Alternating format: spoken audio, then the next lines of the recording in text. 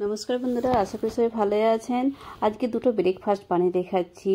একটা হচ্ছে লাউ পাতা বেশ পকোড়া, আর একটা মালপোয়া। সেটা হচ্ছে শুধু ময়দা দিয়ে মালপোয়া, না সুজি না চালের গুঁড়ো, শুধু ময়দা দিয়ে মালপোয়া বানিয়ে দেখাচ্ছি। সেটা গাজরের মালপোয়া। এটা বানিয়ে দেখাচ্ছি আমি। এখানে দুটো গাজর নিয়ে নিলাম, গাজরটাকে ভালোভাবে মিক্সারে পিষে নিলাম।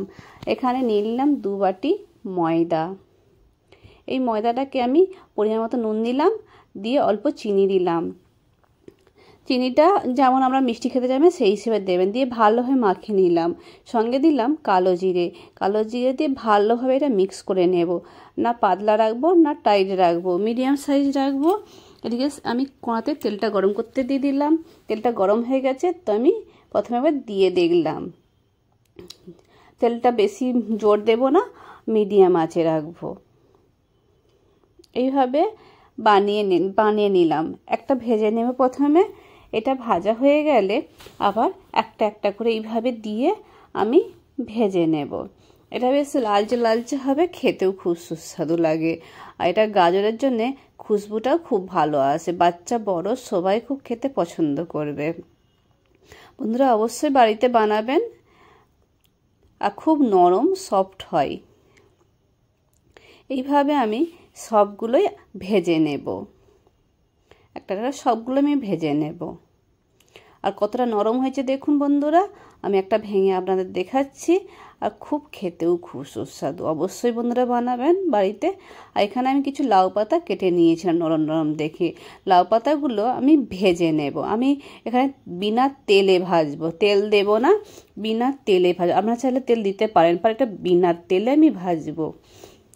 এখানে অল্প বেসন নিয়ে নিলাম। বেসন বলতে এখানে 5 চামচ বেসন নিয়ে নিয়েছি। হলুদ গুঁড়ো অল্প পরিমাণ, আর লঙ্কা গুঁড়ো দিয়েছি। আর পেঁয়াজটা আপনারা যেমন খেতে চাইবেন আমরা তেমন দেবেন। এখানে আমি দিয়ে দিয়েছি 2টো পেঁয়াজ। জল দিয়ে দিলাম আর অল্প পরিমাণ নমক দিলাম, দিয়ে ভালোভাবে বাটাটা মিক্স করে নিলাম। এটা টাইট টাইট রাখবো, বেশি পাতলা করব না। এটা টাইট টাইট একটু রাখতে হবে। এই যে এদিকে আমি লাউ পাতাগুলো বেশ হালকা বেশ ভাজা হয়ে গেছে।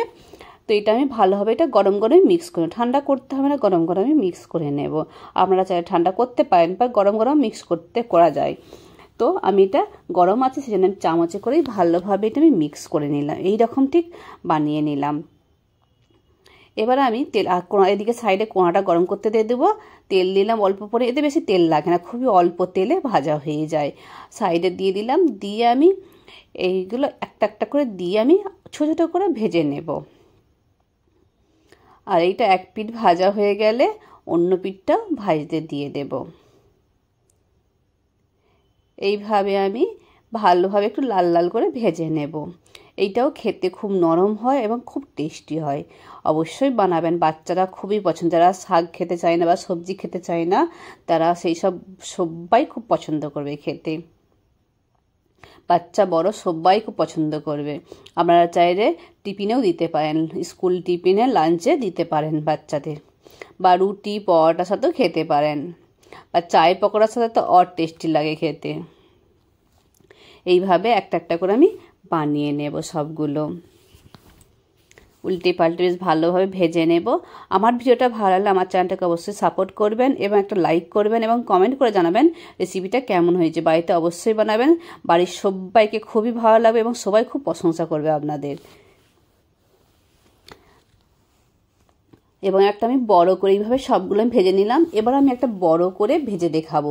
আপনারা চাইলে এইভাবে ব্রেকফাস্টে বড় করেও ভেজে খেতে পারেন। আমি ছোটো ছোটো করে বানিয়ে দেখাচ্ছিলাম এতখানা, তো আমি এবার বড় করে একটা বানিয়ে দেখাচ্ছি। আপনারা চাইলে এইভাবে রুটির আকারে বানিয়ে খেতে পারেন। এইভাবে এতে কোনো সস লাগবে না। আপনারা চাইলে সস দিয়ে খেতে পারেন, এতে সস লাগবে না। এটা খেতে এতটাই টেস্টি লাগে যে বিনা সসেই খাওয়া হয়ে যাবে।